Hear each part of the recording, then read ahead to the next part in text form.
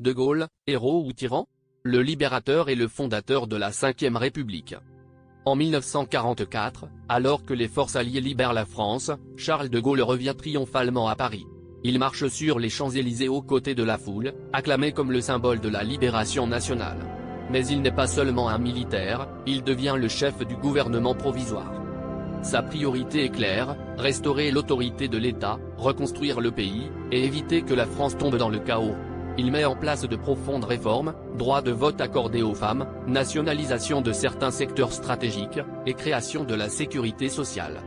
Cependant, en 1946, face aux querelles politiques et à l'instabilité de la 4e République naissante, De Gaulle démissionne. Il estime que le système parlementaire empêche toute action efficace. Il se retire de la vie politique et commence une traversée du désert de plus de 10 ans. Pendant cette période, il reste une figure respectée, mais en retrait. Pourtant, en 1958, la France traverse une grave crise politique liée à la guerre d'Algérie. Le pays est au bord de la guerre civile. Face à la menace d'un coup d'État militaire, les dirigeants français font appel à De Gaulle.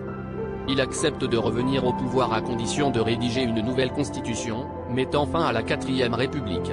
C'est ainsi que naît la 5e République, en 1958, avec un régime présidentiel fort, façonné selon la vision de Charles de Gaulle. Devenu le premier président de cette nouvelle République, il affronte les défis majeurs de son temps. Le plus délicat, la décolonisation. Après plusieurs années de conflits sanglants, il finit par reconnaître l'indépendance de l'Algérie en 1962, une décision courageuse mais impopulaire auprès de certains militaires et colons.